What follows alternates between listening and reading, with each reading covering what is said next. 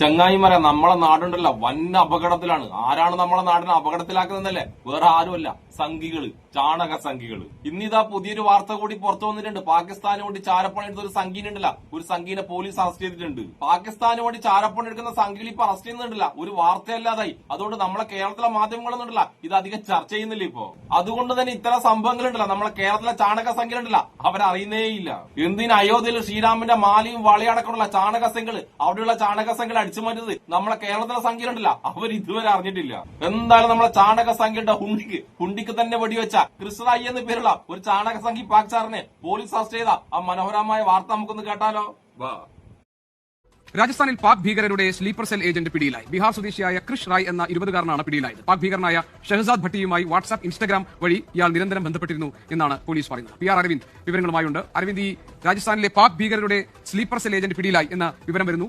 എന്താണ് ഇയാളുടെ അറസ്റ്റുമായി ബന്ധപ്പെട്ട് പുറത്തുവരുന്ന മറ്റു വിവരങ്ങൾ? കഴിഞ്ഞ ദിവസമാണ് രഹസ്യ വിവരത്തിന്റെ അടിസ്ഥാനത്തിൽ പോലീസ് പരിശോധന നടത്തുകയും ഇതിന്റെ അടിസ്ഥാനത്തിൽ ഹനുമാൻ ഘട്ടിൽ നിന്ന് കൃഷ്ണൻ റായ് എന്ന വ്യക്തിയെ പിടികൂടുകയും ചെയ്തത്. 20-കാരനാണ് ഈ വ്യക്തി എന്ന് പറയുന്നത്. ഇയാളിൽ നിന്ന് നിർണായകമായ വിവരങ്ങളാണ് ഇപ്പോൾ പോലീസിന് ലഭിച്ചിരിക്കുന്നത്. കാരണം പാക് ഭീകരനായ ഷഹസാദ് ഭട്ടിയുമായി വാട്സ്ആപ്പ് അതുപോലെ തന്നെ ഇൻസ്റ്റാഗ്രാം വഴി ഇയാൾ നിരന്തരം ബന്ധപ്പെട്ടിരുന്നു. ഇതുകൂടെ തന്നെ രാജ്യാതിർത്തിയിലെ പോലീസ് സ്റ്റേഷനുകളുടെ ചിത്രങ്ങളും അതുപോലെ തന്നെ ലൊക്കേഷൻ അടക്കം ഭീകരർക്ക് കൈമാറി എന്നതാണ് പോലീസ് കണ്ടെത്തിയിരിക്കുന്നത്. രാജസ്ഥാനിലടക്കം വലിയ രീതിയിലുള്ള അട്ടിമറിക്ക് പദ്ധതിയിട്ടിരുന്നുവെന്നും പോലീസ് വ്യക്തമാക്കുന്നുണ്ട്. അതിലും പ്രതിയെ നിലവിൽ കേന്ദ്ര സുരക്ഷാ ഏജൻസി ചോദ്യം ചെയ്ത് വരികയാണ്. ഇയാൾ ബീഹാർ സ്വദേശിയാണ്. പക്ഷേ കഴിഞ്ഞ 30 വർഷമായി കുടുംബത്തോടൊപ്പം രാജസ്ഥാനിൽ താമസിച്ചു വരികയായിരുന്നു എന്നതാണ് പോലീസ് അറിയിച്ചിരിക്കുന്നത്. ഭീകരന്റെ ഒരു സ്ലീപ്പർ സെൽ ഏജന്റായി ഇയാൾ പ്രവർത്തിക്കുകയായിരുന്നു. എന്തായാലും ഇയാൾക്കൊപ്പം മറ്റു കൂട്ടാളികൾ അടക്കമുള്ള ഉണ്ട് എന്ന കാര്യം കൂടി ഇപ്പോൾ പോലീസ് പരിശോധിച്ചു വരികയാണ്. കൂടുതൽ അറസ്റ്റ് ഈ വിഷയവുമായി ബന്ധപ്പെട്ടുണ്ടാകുമെന്ന് പോലീസ് വ്യക്തമാക്കിയിട്ടുണ്ട്. ഈ ചാണക സംഘി കൃഷ്ണറായി ഉണ്ടല്ല, ഇയാൾ ഒറ്റക്കൊന്നല്ല ഈ സംഭവം നടത്തിയെന്ന് കൊച്ചു കുട്ടിയൊക്കെ വരെ അറിയാട്ടാ. നിങ്ങൾ പറഞ്ഞതുപോലെ ഈ കൃഷ്ണറായിക്ക് കൂട്ടായിട്ട് ഒരുപാട് ചാണകങ്ങളും ഒരുപാട് ചാണക സംഘികൾ ഇപ്പോഴും നമ്മുടെ നാട്ടിലുണ്ട്. അതിന്റെ ഭാഗമായിട്ട് തന്നെയല്ലേ കഴിഞ്ഞ 2 മാസത്തിനുള്ളിൽ പാക് ചാരന്മാരെ എത്ര സംഘികളാണ് നമ്മുടെ നാട്ടിൽ അറസ്റ്റ് ചെയ്തിട്ടുള്ളത്. അതുപോലെ എത്ര ചാണക സംഘികളെ ഇനിയും പോലീസ് പിടിക്കുന്നത് നിങ്ങൾ നോക്കിക്കോ. നിങ്ങൾ പറഞ്ഞതുപോലെ സ്ലീപ്പർ സെൽ ചാണക സംഖ്യയുണ്ടല്ല നമ്മുടെ രാജ്യത്ത് എവിടെയൊക്കെ കയറി കൂട്ടിയിട്ടുണ്ടെന്ന് പടച്ചവന് പോലും പറയാൻ കഴിയില്ല. പക്ഷെ അവന്മാരെയൊക്കെ പെട്ടെന്ന് കണ്ടുപിടിക്കാണ്ടല്ലോ ഒരു മാർഗമുണ്ട്. അതെന്താണെന്നറിയാം, അവരുണ്ടല്ല 2014 ശേഷമാണ് ഇന്ത്യ ഉണ്ടായെന്ന് പറഞ്ഞ ടീമായിരിക്കും ആ ചാണക സംഖ്യകൾ. അതുമാത്രമല്ല അവരുണ്ടല്ല കപട രാജ്യസ്നേഹികളായിരിക്കും. അതുകൊണ്ട് അവരുണ്ടല്ല പെട്ടെന്ന് കണ്ടുപിടിക്കാൻ കഴിയും. അങ്ങനെയുള്ള ആ കപട രാജ്യസ്നേഹികളുണ്ടല്ല മിന്റിനി ഭാരത് മാതാക്കി ചെയ്യുന്ന ഇങ്ങനെ വിളിച്ചുകൊണ്ടേയിരിക്കും. അതുകൊണ്ട് അത്തരം ആൾക്കാരെ നമ്മളെ പോലീസ് സൂക്ഷിച്ചു കഴിഞ്ഞാണ്ടല്ല ഈ ചാണക സംഖ്യ, ഈ പാക്ചാരന്മാരെ ചാണക സംഖ്യ പെട്ടെന്ന് പിടിക്കാൻ കഴിയും. ഇനി അതുപോലെ തന്നെയുള്ള ഒരു രാജ്യദ്രോഹിനുണ്ടല്ല നമ്മളെ കേരളത്തിൽ, നമ്മളെ കൊച്ചിയിലുണ്ടല്ല പിടിച്ചിട്ടുണ്ട്. നേവി ഉദ്യോഗസ്ഥന്റെ വേഷം കൊണ്ടിട്ട് ഒരുപാട് ആൾക്കാരെ പഠിച്ച ആ തീവ്രവാദി ചാണക സംഖ്യനെ പിടിച്ച ആ വാർത്ത നമുക്കൊന്ന് കേട്ടാലോ. കൊച്ചിയിൽ നേവി ഉദ്യോഗസ്ഥൻ ചമഞ്ഞ് 18 ലക്ഷം രൂപ തട്ടിയ കേസിലെ പ്രതി സജീവ RSS പ്രവർത്തകൻ വ്യാഴാഴ്ച രാത്രിയാണ് അടൂർ സ്വദേശി വിമൽ നമ്പൂതിരിയെ പാലാരിവട്ടം പോലീസ് അറസ്റ്റ് ചെയ്തത്. പന്തളം സ്വദേശിയായ യുവാവിൽ നിന്ന് ജോലി വാഗ്ദാനം ചെയ്ത് 18 ലക്ഷം രൂപ തട്ടിയെടുക്കുകയായിരുന്നു. വിവരങ്ങളുമായി തിയോഫിനാണ് ചേരുന്നത്. തിയോഫിൻ, പറയൂ, എന്താണ് വിശദാംശങ്ങൾ? പക്ഷേ കഴിഞ്ഞ ദിവസമാണ് പാലാരിവട്ടം പോലീസ് ഈ അടൂർ സ്വദേശിയായ അടൂർ ഉമാഭവനിൽ വിമൽ നമ്പൂതിരി എന്നറിയപ്പെടുന്ന വിമൽ S. വിജയനെ, കാരണം ഇയാൾ വിമൽ നമ്പൂതിരി എന്ന പേരിലാണ് ഇയാൾ പലരോട് പരിചയപ്പെടുത്തിയിട്ടുള്ളത്. ഇയാൾ നേവി ഉദ്യോഗസ്ഥൻ ചമഞ്ഞ്, അതായത് നേവി ഉദ്യോഗസ്ഥന്റെ ഔദ്യോഗിക വേഷം ധരിച്ച് നേവി ഉദ്യോഗസ്ഥനാണെന്ന് പറഞ്ഞുകൊണ്ട് തന്നെ കുറെ നാളായി അത്തരത്തിൽ പലയിടത്തും പരിചയപ്പെടുകയും പലയിടത്തും പരിപാടികളൊക്കെ പങ്കെടുക്കുകയും ചെയ്തിരുന്ന ഒരാളാണ് ഇയാൾ. പത്തനംതിട്ട സ്വദേശിയാണ്, പത്തനംതിട്ട അടൂർ സ്വദേശിയാണ്. പത്തനംതിട്ടയിൽ തന്നെ പന്തളം സ്വദേശിയ ഒരു യുവാവിനെയാണ് ഇയാൾ കബളിപ്പിച്ചത്. ആ യുവാവിനും യുവാവിന്റെ സഹോദരിക്കും ഭാര്യയ്ക്കും ഒക്കെ ജോലി വാഗ്ദാനം ചെയ്ത് ആയിരുന്നു തട്ടിപ്പ്. അങ്ങനെ പലതവണയായി 2023 മുതൽ 2025 ജനുവരി വരെയുള്ള കാലയളവിലായി പലതവണയായി 18 ലക്ഷം രൂപ ഇയാൾ യുവാവിൽ നിന്ന് വാങ്ങിയെടുത്തിരുന്നു. എന്നാൽ ഇയാൾക്ക് ജോലി ലഭ്യമാവുകയൊന്നും ചെയ്തിരുന്നില്ല. എന്നാൽ ഇയാളുടെ RSS ബന്ധം വ്യക്തമായിട്ടുണ്ട്. ഇയാൾ RSSന്റെ പരിപാടിയിൽ RSSന്റെ വേഷം ധരിച്ച് പരിപാടിയിൽ പങ്കെടുക്കുന്ന ചിത്രങ്ങളൊക്കെ പുറത്തു വന്നിട്ടുണ്ട്. സജീവ RSS പ്രവർത്തകനാണെന്നാണ് ഇയാളെക്കുറിച്ചുള്ള വിവരം ലഭ്യമാകുന്നത്. നിലവിൽ ഇയാൾ ഇപ്പോൾ റിമാൻഡിലാണ്. ഇയാളെക്കുറിച്ച് കൂടുതൽ പോലീസ് അന്വേഷിച്ചു വരികയാണ്. ഒപ്പം ഇയാളുടെ രാഷ്ട്രീയ ബന്ധങ്ങളും ഇയാളുടെ മറ്റ് സാമ്പത്തിക ഇടപാടുകളും ഒക്കെ പോലീസും നേവിയും അന്വേഷിക്കുന്നത്. നേവി പ്രധാനമായും അന്വേഷിക്കുന്നത് ഇയാളുടെ കൈവശം, കാരണം ഇയാളുടെ ഫ്ളാറ്റിൽ നടത്തിയ പരിശോധനയിൽ ഫ്ളാറ്റിൽ നിന്ന് നേവി ഉദ്യോഗസ്ഥർ ധരിക്കുന്ന യൂണിഫോം, ആ യൂണിഫോമിൽ ധരിക്കുന്ന എംബ്ലങ്ങൾ, വാക്കി ടോക്കി, ഈ നേവി ഉദ്യോഗസ്ഥരുടെ യൂണിഫോമിന്റെ ഭാഗമായിട്ടുള്ള ഒരു വാള്, ഒപ്പം ഈ ഇയാൾക്ക് ദ്രോണാചാര്യ പുരസ്കാരം വരെ ലഭിച്ചതായി കാണിക്കുന്ന ഫലങ്ങൾ, ഇത്തരം കാര്യങ്ങളൊക്കെ കണ്ടെടുത്തിരുന്നു. അങ്ങനെ ഒരുപാട് വ്യാജ സംവിധാനങ്ങൾ കണ്ടെടുത്തിരുന്നു. യൂണിഫോം യഥാർത്ഥ യൂണിഫോമാണ്, അല്ലെങ്കിൽ ഇയാൾ യഥാർത്ഥ യൂണിഫോമിന് സമാനമായ രീതിയിൽ ഇയാൾ വ്യാജമായി നിർമ്മിച്ച യൂണിഫോമാണ് എന്നതാണ് നേവി ഇന്റലിജൻസ് പ്രധാനമായി അന്വേഷിക്കുന്നത്. യഥാർത്ഥ യൂണിഫോം ആണെങ്കിൽ ഇയാൾക്ക് ഇത് എങ്ങനെ ലഭ്യമായി, മറ്റാരെങ്കിലും നേവിയിലുള്ളവരിൽ നിന്ന് ലഭിച്ചതാണെന്ന് കൂടി നേവി അന്വേഷിക്കുന്നുണ്ട്. നാവികസേന അത്തരത്തിൽ അന്വേഷണം നടക്കുന്നു. സമാന്തരമായി തന്നെ ഇയാളെ വീണ്ടും കസ്റ്റഡിയിൽ വാങ്ങി വിശദമായി ചോദ്യം ചെയ്യാനുള്ള ഒരുക്കത്തിലാണ് പോലീസ്. വിമൽ നമ്പൂതിരി, നല്ല പേര്. ചാണക സംഘം ഉണ്ടല്ല, തട്ടിപ്പിലും വെട്ടിപ്പിലായാലും ഉണ്ടല്ല, ഉന്നത കുല വിട്ടിട്ട് ഒരു കളിയും ഇല്ല. ഇത്രയും വലിയൊരു ഉടായ്പ ഈ ചാണക സംഘം നടത്തണമെങ്കിൽ നേവി എന്നുള്ള ആരുടെയൊക്കെയോ നല്ല സപ്പോർട്ട് ഈ ചാണക സംഘം ഉണ്ടെന്ന് ചിന്തിച്ചാ പോരെ. ശരിക്കും പറഞ്ഞ് ഇവന്മാരൊക്കെയല്ലേ, ഇതൊക്കെയല്ലേ ശരിക്കും പറഞ്ഞ രാജ്യദ്രോഹ പ്രവർത്തനം. പക്ഷെ എന്താ ചെയ്യുക, ഒരു മുസ്ലിം നാമധാരി ആകത്തോടത്തോളം കാലം ഉണ്ടല്ല ഈ സംഭവം ഉണ്ടല്ല രാജ്യദ്രോഹ പ്രവർത്തനമാവൂല. അതായത് ഇവന്മാർന്നുണ്ടല്ലോ ഒരിക്കലും മുസ്ലിം നാമധാരി ആകാത്തോടത്തോളം കാലം ഇവന്മാർന്ന് ഒരിക്കലും ഉണ്ടല്ല തീവ്രവാദി ആവൂല.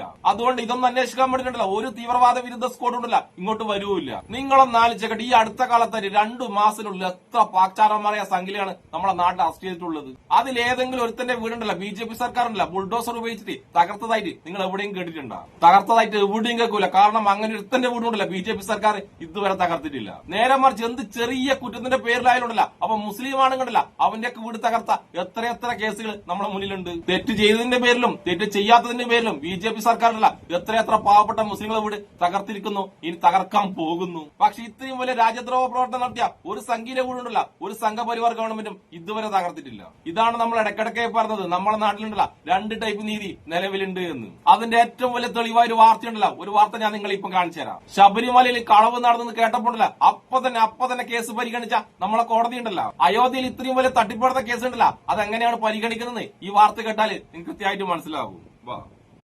അയോധ്യ ക്ഷേത്രക്കൊള്ളയിൽ അടിയന്തരമായ അന്വേഷണം വേണമെന്നാവശ്യപ്പെട്ടുള്ള ഹർജിയിൽ അടിയന്തരവാദം ഇല്ല സുപ്രീംകോടതിയിൽ. കേസിൽ സമ്പത്ത് റായിയെ SIT ചോദ്യം ചെയ്തിരിക്കുകയാണ്. 8 പേരുടെ അറസ്റ്റിന് പിന്നാലെ ട്രസ്റ്റ് സെക്രട്ടറി സ്ഥാനം സമ്പത്ത് റായ് രാജിവെച്ചിരുന്നു. പക്ഷേ ആ രാജി പിന്നെ അടുത്ത തവണ ചേരുന്ന യോഗം പരിഗണിക്കും എന്നുള്ളതാണ് നമുക്ക് ഇപ്പോൾ അറിയാൻ കഴിയുന്നത്. ഇപ്പോൾ ഏറ്റവും പുതിയ വിവരം, പ്രത്യേക അന്വേഷണം വേണമെന്നാവശ്യപ്പെട്ടുള്ള ഹർജി അത് അടിയന്തരവാദം കേൾക്കണമെന്ന ആവശ്യമാണ് ഉന്നയിച്ചിരുന്നത്. ആരോപണങ്ങൾ ഗൌരവമേറിയതെന്നാണ് ഹർജിക്കാരൻ പറഞ്ഞത്. സംസ്ഥാന സർക്കാരിന്റെ അന്വേഷണം സംശയകരമെന്നും ഈ ഹർജിയിൽ ആരോപണമുണ്ടായിരുന്നു. ഇതിൽ എന്താണ് അടിയന്തരമായി കേൾക്കേണ്ടതെന്നാണ് 2 അംഗം പേര് ചോദിച്ചത്. അവധിക്ക് ശേഷമായിരിക്കും ഹർജി കേൾക്കുക. പി ബസന്ത് ഡൽഹിയിൽ നിന്ന് വിവരങ്ങളുമായി ചെയ്യുന്നുണ്ട്. ബസന്ത്, അടിയന്തരമായി പരിഗണിക്കേണ്ടതില്ല എന്ന സുപ്രീംകോടതി തീരുമാനം? ആര്യ, ജസ്റ്റിസുമാരായ MM സുന്ദരേഷനും ജസ്റ്റിസ് ഷീൽ നാഗുവുമാണ് ഇപ്പോൾ ഈ ഹർജി പരിഗണിച്ചത്. അതായത് ഇത് ഉന്നയിക്കാൻ ഹർജിക്കാരന് അനുമതി നൽകിയിരുന്നു. ഇത് അടിയന്തരമായി കേൾക്കണമെന്നുള്ളതായിരുന്നു പ്രധാന ആരോപണം. കാരണം ആരോപണങ്ങൾ വളരെ ഗൌരവത്തിലുള്ളതാണ്. മാത്രമല്ല സംസ്ഥാന സർക്കാരിന്റെ അന്വേഷണം സംശയകരമാണ് എന്നുള്ളതാണ് ഹർജിക്കാർ ഉന്നയിച്ചത്. അതുകൊണ്ട് തന്നെ ഇത് അടിയന്തരമായി കേട്ട ഇക്കാര്യത്തിൽ ഒരു പ്രത്യേക അന്വേഷണം ഉത്തരവിടണം എന്നുള്ളതായിരുന്നു ഏറ്റവും സുപ്രധാനമായി അല്പസമയം മുമ്പ് ഈ ഹർജിക്കാരൻ ആവശ്യപ്പെട്ടത്. എന്നാൽ ഇതിലെന്താണ് ഇത്ര അടിയന്തര സ്വഭാവമുള്ളത് അല്ലെങ്കിൽ അടിയന്തരമായി കേൾക്കേണ്ടത് എന്നാണ് ജസ്റ്റിസ് സുന്ദരേഷ് ഇപ്പോൾ ചോദിച്ചത്. ഇതിന്റെ അടിസ്ഥാനത്തിൽ ഉടനടി പരിഗണിക്കണം എന്നുള്ള ആവശ്യം അംഗീകരിച്ചില്ല. മാത്രമല്ല കോടതി തുറന്ന ശേഷം, അതായത് വേനൽ അവധിയാണ്, ഇപ്പോൾ അവധിക്കാല ബെഞ്ചാണ്, വേനൽ അവധിക്ക് ശേഷം കോടതി തുറക്കുന്ന മുറയ്ക്ക് ഈ ഹർജി ഇപ്പോൾ നിശ്ചയിക്കാനാണ് അല്ലെങ്കിൽ കേൾക്കാനാണ് ഇപ്പോൾ സുപ്രീം കോടതി തീരുമാനിച്ചിരിക്കുന്നത്. എന്തിനാണ് ഈ കേസ് അടിയന്തരമായി പരിശോധിക്കുന്നതെന്ന് കോടതി ചോദിച്ചത് പോലും ഒന്നുമില്ല. കോടതിയെ അയോധ്യയിലെ സ്വർണവും വെള്ളിയൊക്കെ കട്ടതുണ്ടല്ല അത് മൊത്തം സംഘികളാണ്. എന്നിട്ട് ആ കേസ് അന്വേഷിക്കുന്ന ആരാന്നറിയാം, അതും സംഘികളാണ്. അങ്ങനെ സംഘികൾ കട്ട കേസ് ഉണ്ടല്ല, സംഘികൾ തന്നെ അന്വേഷിച്ചെങ്കിൽ ആ കേസ് എങ്ങോട്ടാ പോകുന്നത് കോടതിയോട് ആരും പറഞ്ഞിരേണ്ട ആവശ്യമില്ലല്ലോ. എന്നിട്ടും ആ കേസ് ഉണ്ടല്ല അടിയന്തരമായി പരിശോധിക്കേണ്ട എന്നാണ് കോടതി ചിന്തിക്കുന്നില്ല. കോടതിയോട് ഒന്നും പറയാനില്ല. പക്ഷെ ഇതേ കോടതിയാണ് ശബരിമല കേസ് ഉണ്ടല്ല അടിയന്തരമായി പരിശോധിച്ച് വേഗം നടപടിയെടുക്കുന്നത് പറഞ്ഞത്. ഒന്ന് ചിന്തിച്ചാ നല്ലതാട്ടാ. ഇതിൽ കൂടുതൽ നമ്മളെ നാടിന്റെ പോക്ക് എങ്ങോട്ടാണെന്ന് ഇനി ഞാൻ നിങ്ങളെ പറഞ്ഞിരേണ്ട ആവശ്യമില്ലല്ല. അതുകൊണ്ട് ഞാൻ ഒരിക്കൽ കൂടി ചോദിക്കുന്നു, പാക് ചാരന്മാരായ ഏതെങ്കിലും ഒരു സംഘീന്റെ വീട് ബുൾഡോസർ ഉപയോഗിച്ച് തകർത്തതായിട്ട് നിങ്ങൾ കേട്ടിട്ടുണ്ടോ? നിങ്ങൾ കണ്ടിട്ടുണ്ടോ? നിങ്ങൾ കേട്ടിട്ടുമില്ല, നിങ്ങൾ കണ്ടിട്ടുമില്ല. കാരണം അങ്ങനെ ഒരു സംഭവം നമ്മുടെ നാട്ടിൽ നടന്നിട്ടേ ഇല്ല. അപ്പൊ തൽക്കാലം നിർത്തുന്നു. അപ്പൊ ഇഷ്ടപ്പെടുന്ന എല്ലാവർക്കും എന്റെ ഒരു നല്ല സുലാൻ.